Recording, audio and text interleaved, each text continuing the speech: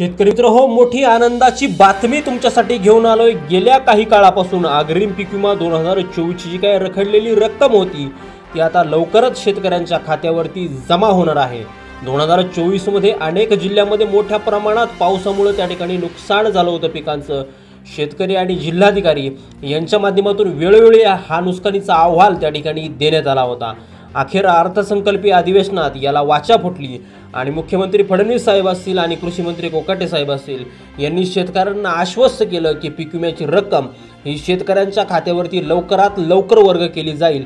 आणि याच बाबतीत एक मोठं अपडेट त्या ठिकाणी समोर आलेलं आहे।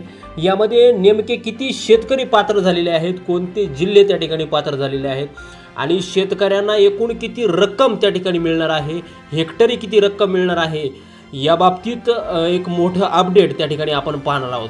तुमचाही जिल्हा याच्यामध्ये असू शकतो, त्यामुळे शेतकरी मित्रांनो व्हिडिओ अगदी लक्षपूर्वक शेवटपर्यंत पहा। चॅनलवरती जर नवीन असाल तर चॅनलला जरूर सबस्क्राइब करा।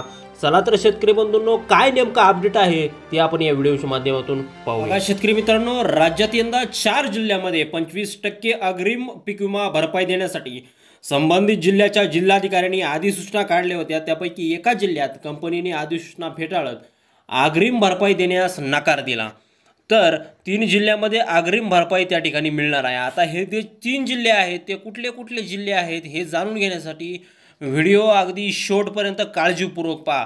शेतकरी मित्रांनो, आता याच्यातील जे 3 जिल्हे आहेत या 3 जिल्ह्यांमध्ये एकूण 18,84,000 शेतकऱ्यांना 705 कोटी रुपयाची अग्रिम भरपाई, पीक विमा भरपाई ही त्या ठिकाणी मिळणार आहे। आता हा जो पीक विमा जो आहे अग्रिमचा, हा त्या ठिकाणी 2024 मधला पीक विमा आहे।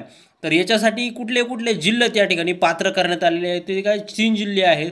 तर 3 जिल्ह्यामध्ये अग्रिम भरपाई देण्यासाठी कंपन्या तयार झाल्या आहेत। तर परभणी जिल्ह्यामध्ये सर्वाधिक म्हणजे 296 कोटी 88 लाख रुपयाची अग्रिम भरपाई शेतकऱ्यांना मिळणार आहे। तर नांदेड जिल्ह्यातील शेतकऱ्यांना 254 कोटी रुपये 59 लाख रुपये अग्रिम भरपाई त्या ठिकाणी मंजूर करण्यात आलेली आहे। आणि तिसरा जो काही जिल्हा आहे, तर तिसरा जो जिल्हा आहे तो म्हणजे हिंगोली। तर हिंगोली जिल्ह्यातील शेतकऱ्यांना सुद्धा 154 कोटी रुपये 36 लाख रुपये अग्रिम भरपाई मंजूर करण्यात आलेली आहे। असे 3 जिल्ह्यांमध्ये एकूण 705 कोटी 84 लाख रुपये भरपाई त्या ठिकाणी मिळणार आहे। तर ही जी काय भरपाई आहे ती मिळणार आहे ती म्हणजे 18,84,000 शेतकऱ्यांना ही भरपाई त्या ठिकाणी मिळणार आहे। म्हणजे याच्यामध्ये हे जे काय 3 जिल्हे जे काय पात्र झालेले आहेत, तर या पात्र झालेल्या जिल्ह्यामधील जे काय 18 लाख शेतकरी आहेत ते 18 लाख शेतकऱ्यांना त्या ठिकाणी ही भरपाई त्या ठिकाणी मिळणार आहे।